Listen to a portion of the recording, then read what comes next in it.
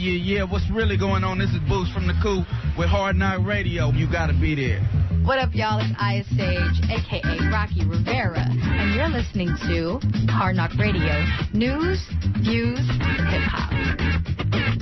Davey D hanging out with you this afternoon, Hard Knock Radio, and as we enter into the year 2012, we wanted to look back at least here in the city of Oakland, a city that's had more than its share of problems. The murder rate went up for the first time in 5 years, and one of the more disturbing trends about the murder rate in Oakland was the killing of 3 kids under the age of 5. The most recent happened the night before New Year's Eve.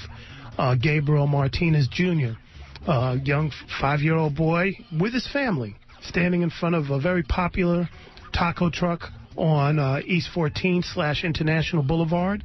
Somebody came along. According to the reports, he was online waiting to get a taco, pulled out a gun and shot the child. Many of us in the city of Oakland have been still reeling from the death of a 2-year-old, Hariam Lawrence. And this was a baby that was being held in his father's arms when some gunmen came up and started shooting at a video set and shot the baby in the head. He was on life support. There was a lot of back and forth. The child passed. Many of us were heart-stricken in August when Carlos Navi, a 3-year-old, holding his mother's hand coming out of a pizza shop, was shot and killed by rival gang members or dope dealers or what have you. But anyway, he wound up getting shot. And that is just the tip of the iceberg. If we look around the Bay, we'll see that there have been 7 or 8 youngsters that have been shot. Fortunately, they survived. But we have one in Hunters Point. We have a couple in San Jose. And this is not unusual. I wanted to talk a little bit about this from a couple of perspectives. One, in the building with us, we have Reverend Harry Williams, somebody who's written a couple of well-read, best-selling novels about the city of Oakland and focusing on the way that we deal with our youth, our children. When we say youth, I'm not talking about high school, I'm talking about children. And he's focused a lot on that and is enraged and upset like we are, and is doing something about the carnage in Oakland. I wanted to bring Jasiri X, who's out in Pittsburgh and a contributor to our show, for a couple of reasons. Jasiri has dealt with this as well. He did an incredible song earlier this year called 3 Little Girls and talked about 3 kids that were killed in very different situations, one by the police, one by an enraged gunman, and somebody else who was so upset that there were undocumented workers in their community decided to kill girls under the age of 7. But I also wanted to have Jasiri X on because he's also a part of an organization called One Hood.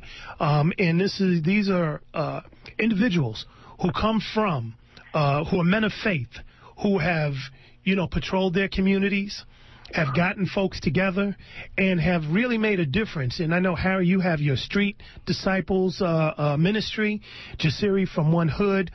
You have One Hood. And I wanted to bring you all together just to talk about this, not just locally, but to look at these things nationally.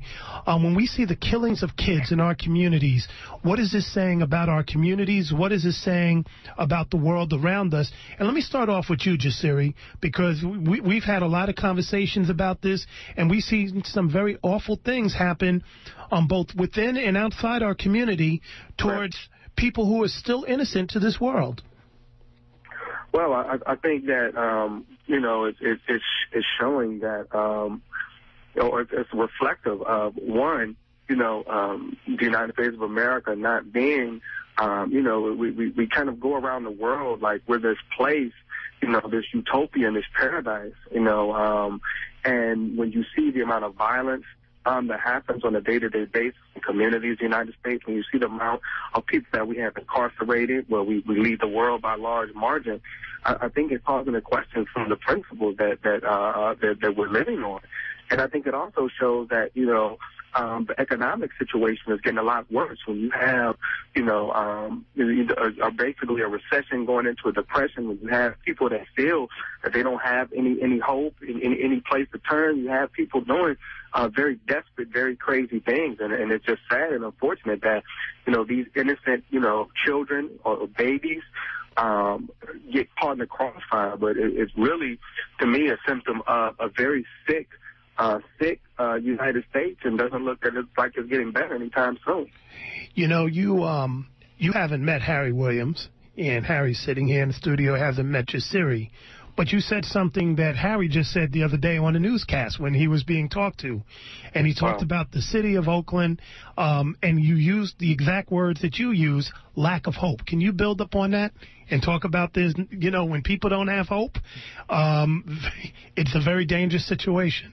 Well, I'd first like to say how honored and thrilled I am to be a guest of Davey D here in the studio. And Brother Jasiri, I just appreciate your music. You are the future of hip-hop. I love the song that you did about the Occupy movement and the video that accompanied it. Just to address the question at hand, a few days ago I said my prayers before I left my house, as I often do, and when I walked out the door, one of my neighbors walked up to me, and he was almost with tears coming out of his eyes. He said, "They killed my nephew. They killed my nephew," and he just hardly stopped. He just kept walking, and when he walked away, I said to myself, we are in a state of genocide here in the black and brown community. A day or so later, I picked up the San Francisco Chronicle, and there was an article that interviewed a young man from Iraq who had emigrated here from Iraq, who had helped the United States forces and came here, and he said that living in Oakland was more dangerous than living in Iraq, and if he had known what he was going to face here, he would have stayed in Iraq. We are facing a situation of crisis, and people of goodwill are going to have to come together, because I believe that we can change, and there is hope. At the start, I talked about your various organizations, and, I talked about Jasiri. In Pittsburgh, you all were facing similar situations. For people who haven't been to Pittsburgh, it's not too different than Oakland, just a little bit bigger downtown, but same dynamics in many ways. And one of the things that happened is many of you all from different religious communities came together and decided to break the stereotype that many have held about religious communities and put together a very effective organization of like-minded folks from all different faiths called One Hood. Can you speak on that and how effective has it been? Right. I mean, what we did, and it was actually because of the shooting of actually 6 shootings in a 21-hour period, but the last 2 victims were 3 and 4 years of age, and they were shot while, sitting at their table in their house eating breakfast. And this was in a community in Pittsburgh called Homewood. And the normal response a lot of times is to call a press conference. And we felt like to call a press conference would be something that, we wouldn't actually reach the people who we felt we needed to reach. So we got together, one of my best friends is a Reverend Cornell Jones, and we got with a brother who's a Sunni Muslim, Luke Bond, and of course my brother and mentor, Paradise. If you can just move your phone back just a little bit, because it was sounding a little muffled, Jasiri. Okay. We want to make sure we hear you clear. Yes, sir. And I mean, Paradise comes from the black nationalist perspective, and so we came together and we called, brothers from these respective communities, and we took about 50 brothers and we walked the streets. And it had such an impact on, young people who, wanted to know what we were doing, what was going on. You had women really sending their husbands down to come walk with us, and even the police thanked us for being out there, and we saw that this was something that could really have a real impact. One, just like you said, they see us actually doing something. Sometimes, as people of faith, the only time they might see us is in our community, if we walk into our churches or mosques or synagogues, and so they actually got to see us interacting with them, in their community, there with the mindset of not that we were going to run up on these brothers, but really, our spirit to these young brothers on the streets were, we want you to know that we love you, we care about you, we care whether you live or die, and that we have resources that can help you to live a different life. And so it had a real impact, on that community. And we saw that every time we went out in mass, was never any incidents of violence that would happen. talk about, some of the work that you all have been doing over at Allen Temple and with other ministers and what have you, and what you're getting ready to do as we look at, some of these disturbing trends that are in the city of Oakland. And, and people are like, what do we do? For people in the backdrop, we have 17 and 18 police departments that show up to remove tents from City Hall. They bring dozens of cops to show up and, pull people out of trees. And not that the police are the answers, but obviously we see that there's a priority. Money, in other words, is able to be found to pay for overtime. I think $5 million has been spent on police dealing with tents in the middle of City Hall, but we're closing schools, and we're taking money and we're removing them from programs, and we have $1 billion coming out of, the budget, because they can't afford Medicare and child care and all these other things. And it just says to me, as Jasiri said, the priorities are shifted. It's obviously not going to be about us as far as the power structure that's coming, so we're going to have to do for self for real. But you're doing that. Years ago, the black church was at the center of the movement for change, and it was the center of hope for the African American community. And one time, most black people lived in the same community, and 80% of all people in that community attended a local church. The church was the organization that was the activist engine of the community. What's happened is that the church's relationship to the community has changed, not only in Oakland but in major cities all across the United States. If there's a book called Disintegration by Eugene Robinson, which talks about the class problems that have bedeviled the black community. And so one of the problems, so what has happened is that years ago, the preachers and the spiritual leaders who would have been at the forefront of a movement to stop the violence are no longer voices that can be heard by young people. But what is happening is that there are young preachers and young churches, and there are other people of goodwill who have coming together and doing incredible work in the city of Oakland. There's Nate Milheim, who has Shalom of Oakland, a young man who moved from the suburbs to Oakland, moved his family here because he wanted to create a community center that would help young people have an alternative to violence. There's Mustafa Muyi, who's the head of Turf Ministries, doing incredible work. These young people never get in the newspapers, but they're coming together to do incredible work. And if not for these people who are beneath the media radar who are doing this street-level work, the murder rate in Oakland would be over 200. And so on the 16th of January, we're bringing all of these community organizations together. We're bringing all people of goodwill, of faith, people who have no faith, but people who want good things to happen in Oakland together for the Stop the Gunfire Gathering, which is going to be at Regeneration Church. That's at 238 East 15th Street at 10 o'clock on Dr. Martin Luther King Jr. Day, because we believe that the faith community is starting to be activated, and change is going to come.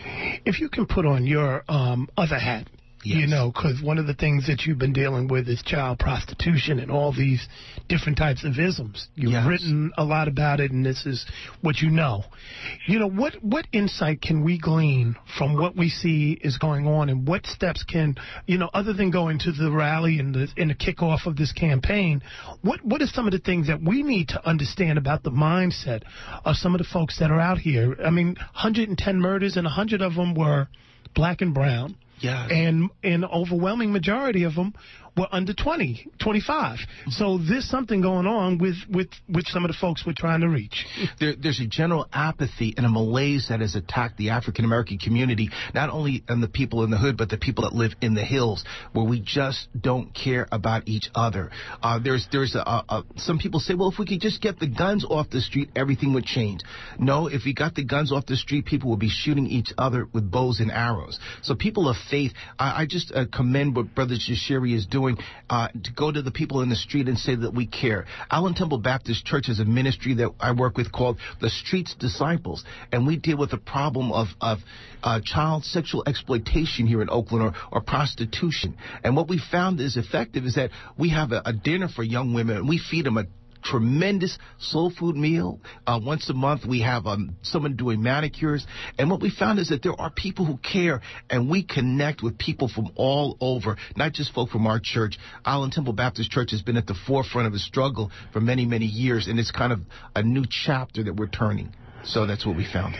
For people listening, what would you like them to maybe do? What can they do just in their day-to-day life? Maybe try to turn the tide. Talk to some young person. Don't be afraid of our young people. Even if you just walk by and say hello, let them know that somebody cares. And then network with other people that are doing good work. There's somebody in your community, there's some organization that's really doing some incredible things to help young people. They might not be in the newspaper. Find that organization, support them financially, support them spiritually with advice or counsel, but get involved some way, because this is the civil rights struggle of the 21st century. Jasiri, at the start of the show, and one of the reasons we had you, because what sparked your organization was the killing of toddlers, 3 and 4-year-olds.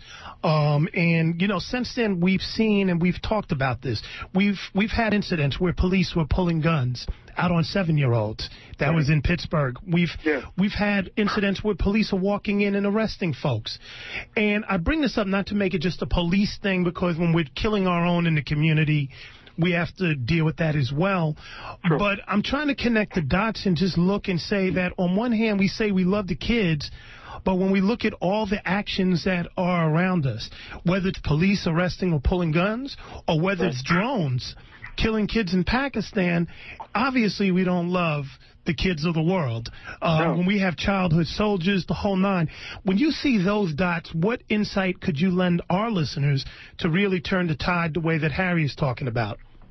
Well, I mean, I think it goes back to, we have a tendency to say we love children, but, it's not children that don't look like us.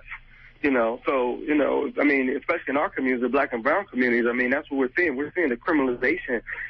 It used to be criminalization of teens, middle school. Now we're really seeing the criminalization of children, and you're seeing children as young as 6 years old being, led out of school in handcuffs. I mean, you see, but I think once again that goes back to not only just that, but it goes to the school-to-prison pipeline. It goes to the prison industrial complex, and our values being worth more inside of a prison cell than inside of a school. But I would say, I agree 100% with what the Reverend just said about what we need to do. I mean, we really need to increase the degree of which we love. If we love our community, love the hood, love the kids, then we need to be found doing something. When we see them dying, when we see them falling further behind educational-wise, when we see them falling further behind economy-wise and poverty, we need to get up off of the couch, out of the bed, out of our home, and really get involved, whether we do it ourselves, whether we find an organization that's doing it, or, sometimes even as black men, we need to make sure that we're responsible for the children that we produced and brought into this world.